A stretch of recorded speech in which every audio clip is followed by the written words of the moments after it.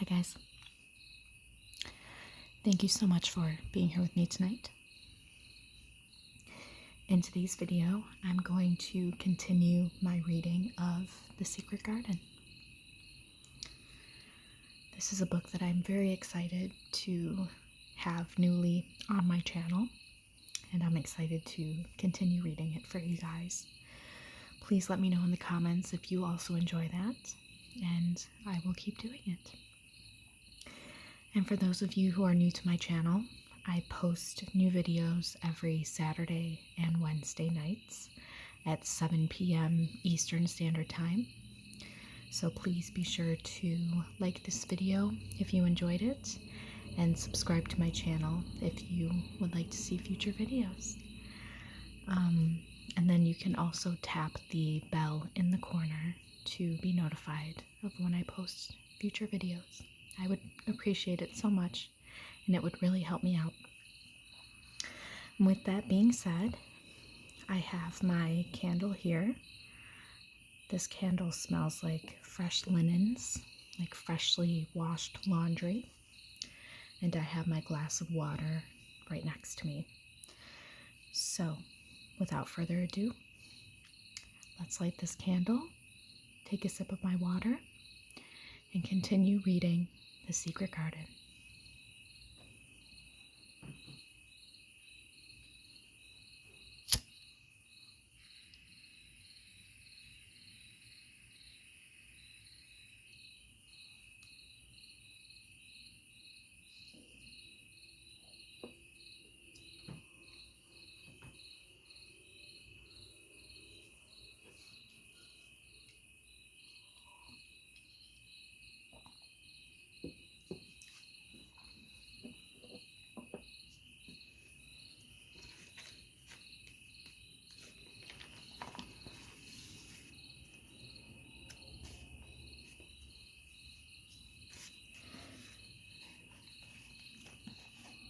Chapter 3.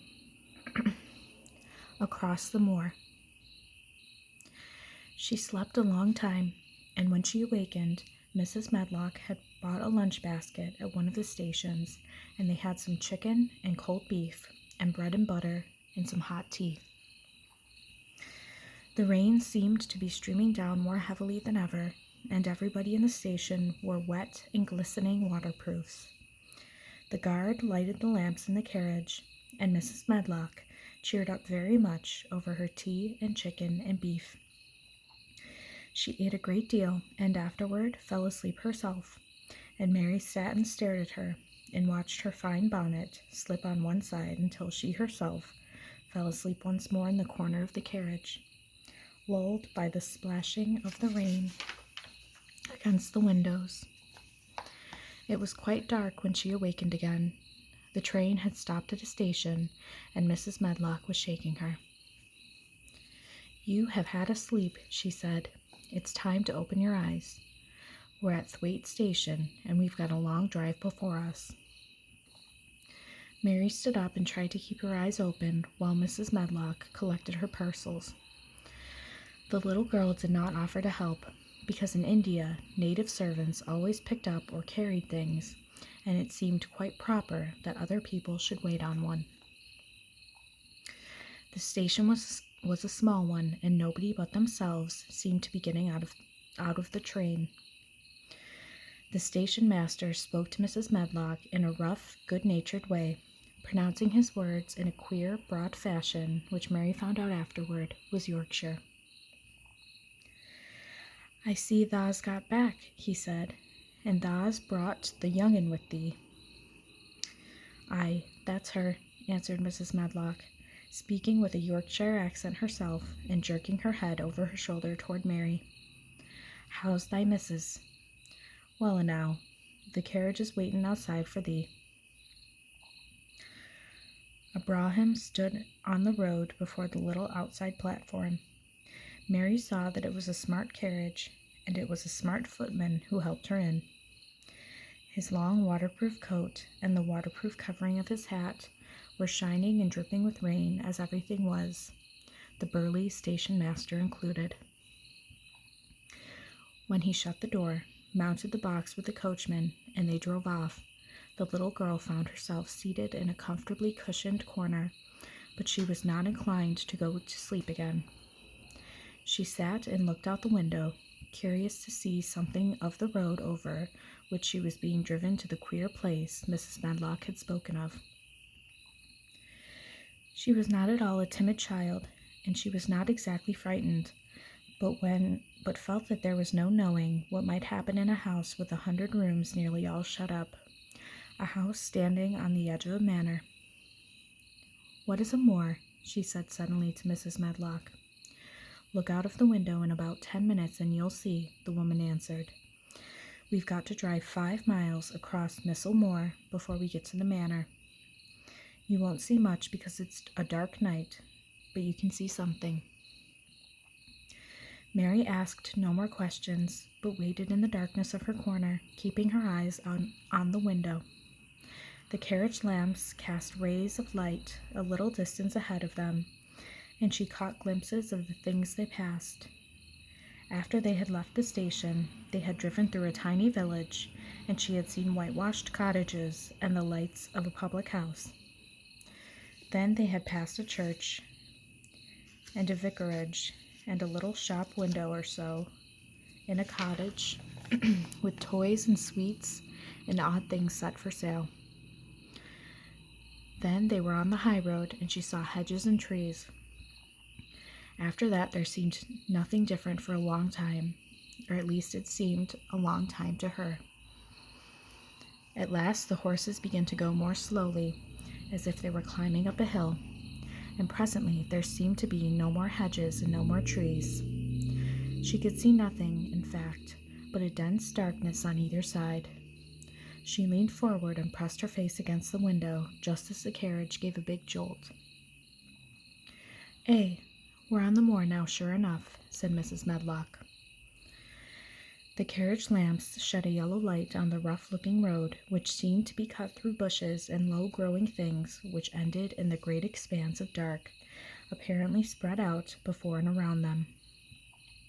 A wind was rising and making a singular, wild, low, rushing sound. It's not the sea, is it?" said Mary, looking round at her companion. "No, not it," answered Mrs. Medlock. "Nor it isn't fields nor mountains. It's just miles and miles of wild land that nothing grows on but heather and gorse and broom, and nothing lives on but wild ponies and sheep." "I feel as if it must be the sea, if there were water on it," said Mary. "It sounds like the sea just now." "That's the wind blowing through the bushes," Mrs. Medlock said. "It's a wild, dreary enough place to my mind, though there's plenty that likes it, particularly when the heather's in bloom." On and on they drove through the darkness, and though the rain stopped, the wind rushed by and whistled and made strange sounds.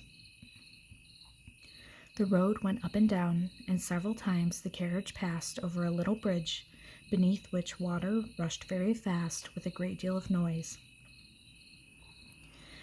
Mary felt as if the drive would never come to an end, and that the wide, bleak moor was a wide expansion of black ocean, through which she was passing on a strip of dry land.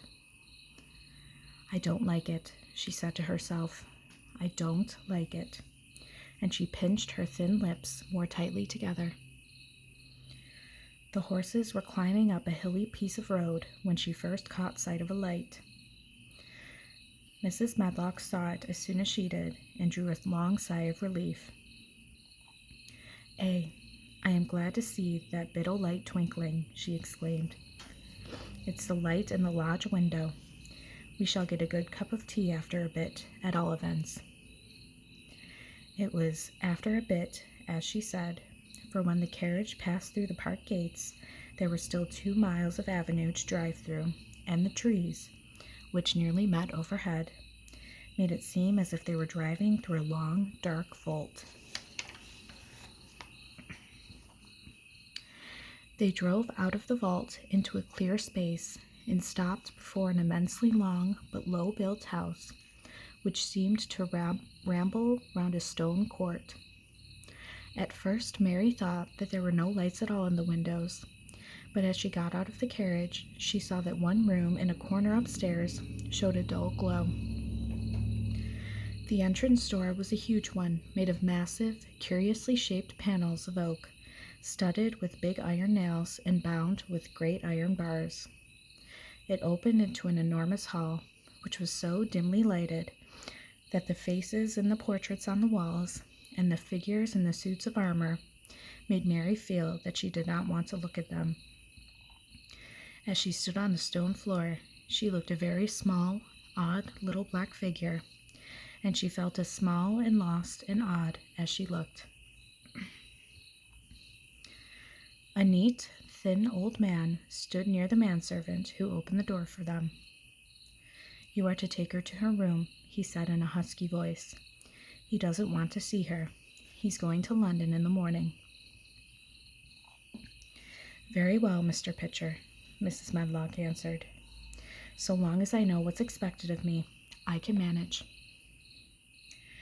"What's expected of you, Mrs. Medlock," Mr. Pitcher said, "is that you make sure that he's not disturbed and that he doesn't see what he doesn't want to see." And then Mary Lennox was led up a broad staircase and down a long corridor and up a short flight of steps and through another corridor and another, until a door opened in a wall and she found herself in a room with a fire in it and supper on the table. Mrs. Medlock said unceremoniously, "Well, here you are. This room and the next are where you'll live, and you must keep to them. Don't you forget that." It was in this way Mistress Mary arrived at Misselthwaite Manor, and she had perhaps never felt quite so contrary in all her life.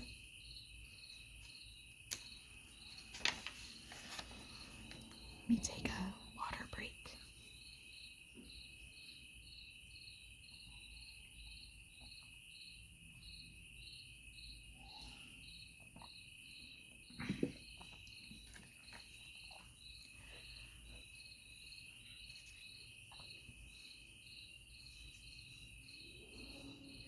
Chapter 4. Martha. When she opened her eyes in the morning, it was because a young housemaid had come into her room to light the fire and was kneeling on the hearth rug, raking out the cinders noisily. Mary lay and watched her for a few moments and then began to look about the room. She had never seen a room at all like it and thought it curious and gloomy. The walls were covered with tapestry, with a forest scene embroidered on it. There were fantastically dressed people under the trees, and in the distance there was a glimpse of the turrets of a castle. There were hunters and horses and dogs and ladies. Mary felt as if she was in the forest with them.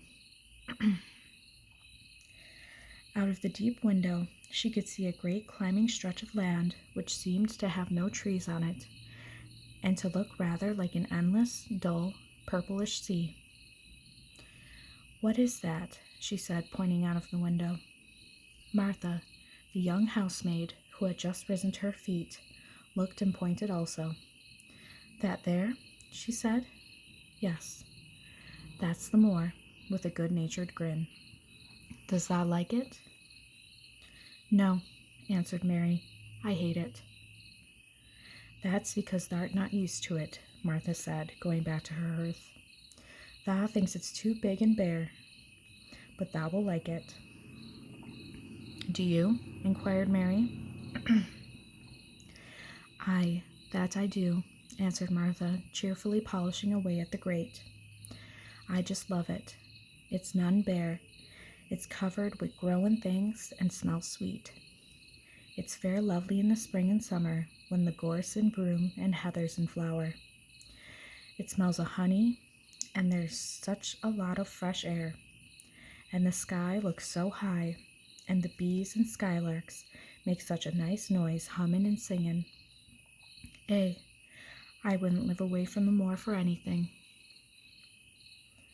Mary listened to her with a grave, puzzled expression. The native servants she had been used to in India were not in the least like this. They were obsequious and servile, and did not presume to talk to their masters as if they were their equals. They made salams and called them protector of the poor and names of that sort. Indian servants were commanded to do things not asked. It was not the custom to say please and thank you, and Mary had always slapped her Ayah in the face when she was angry. She wondered a little what this girl would do if one slapped her in the face. She was a round, rosy, good-natured looking creature, but she had a sturdy way which made Mistress Mary wonder if she might not even slap back, if the person who slapped her was only a little girl. "You are a strange servant," she said from her pillows, rather haughtily. Martha sat up on her heels, with her blacking brush in her hand, and laughed, without seeming the least out of temper. I know that," she said. "If there was a grand Mrs. at Misselthwaite, I should never have been one of the under housemaids. I might have been let to be the scullery maid, but I'd never have been let upstairs. I'm too common, and I talk too much Yorkshire. But this is a funny house, for all it's so grand. Seems like there's neither master nor mistress except Mr. Pitcher and Mrs. Medlock. Mr. Craven, he won't be troubled about anything when he's here, and he's always away. Mrs. Medlock gave me the place out of kindness. She told me she could never have done it if Misselthwaite had been like other big houses." "Are you going to be my servant?" Mary asked, still in her imperious little Indian way. Martha began to rub her grate again. "I'm Mrs. Medlock's servant," she said stoutly, "and she's Mr. Craven's. But I'm to do the housemaid's work up here and wait on you a bit. But you won't need much waiting on." "Who is going to dress me?" demanded Mary. Martha sat up on her heels again and stared. She spoke in broad Yorkshire at her amazement. "Canna tha dress thysen?" she said. "What do you mean? I don't understand your language," said Mary. I forgot," Martha said. "Mrs. Medlock told me I'd have to be careful, or you won't know what I'm saying. I mean, can't you put on your own clothes?" "No," answered Mary, quite indignantly. "I never did in my life. My Ayah dressed me, of course." "Well," said Martha, evidently not in the least aware that she was impudent, "it's time thou should learn. Thou cannot begin younger. It'll do thee good to wait on thysen a bit. My mother always said she couldn't see why grand people's childrens didn't turn out fair fools, what with nurses and being washed and dressed and took out to walk as if they were puppies."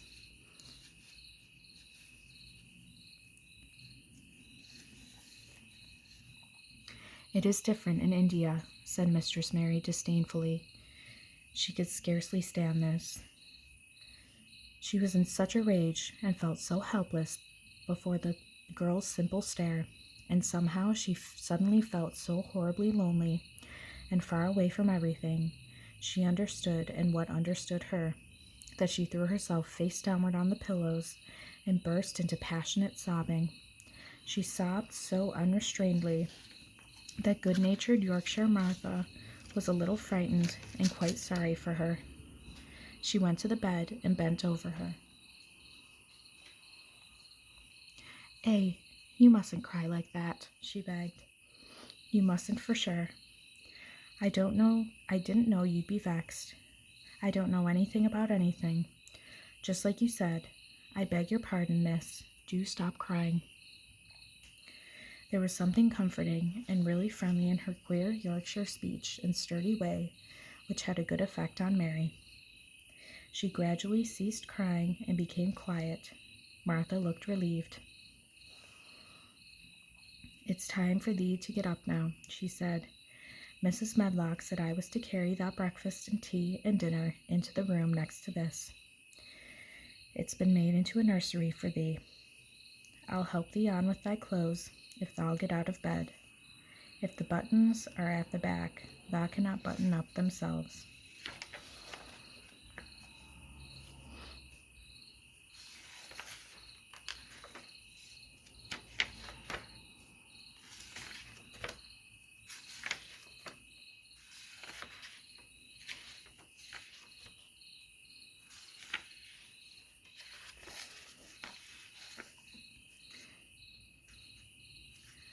When Mary at last decided to get up, the clothes Martha took from the wardrobe were not the ones she had worn when she arrived the night before with Mrs. Medlock.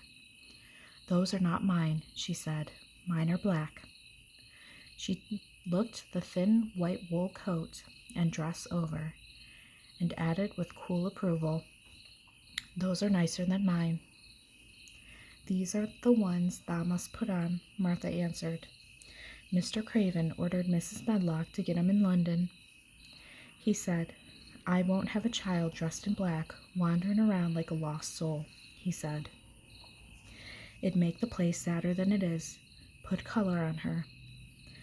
Mother, she said she knew what she meant. Mother always knows what a body means. She doesn't hold with black herself."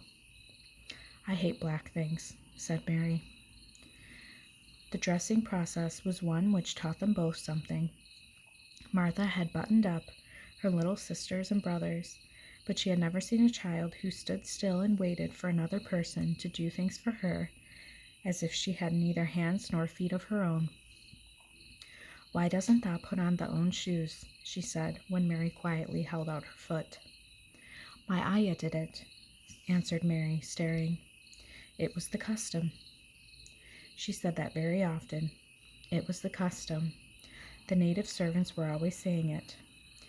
If one told them to do a thing their ancestors had not done for 1,000 years, they gazed at one mildly and said, "It is not the custom," and one knew that was the end of the matter.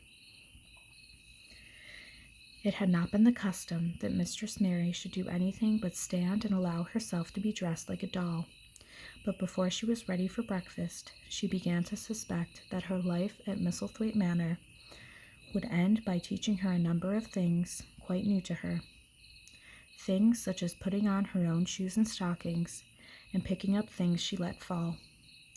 If Martha had been a well-trained, fine young lady's maid, she would have been more subservient and respectful, and would have known that it was her business to brush hair and button boots and pick things up and lay them away. She was, however, only an untrained Yorkshire rustic who had been brought up in a moorland cottage with a swarm of little brothers and sisters who had never dreamed of doing anything but waiting on themselves and on the younger ones who were either babies in arms or just learning to totter about and tumble over things. If Mary Lennox had been a child who was ready to be amused, she would perhaps have laughed at Martha's readiness to talk. But Mary only listened to her coldly and wondered at her freedom of manner. At first she was not at all interested, but gradually, as the girl rattled on in her good-tempered, homely way, Mary began to notice what she was saying.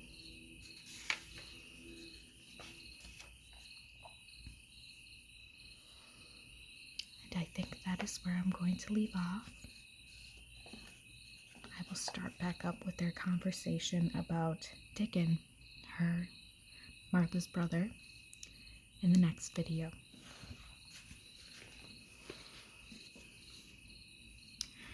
I hope that you enjoyed this reading, and I hope that it prepared you for a beautiful night's sleep.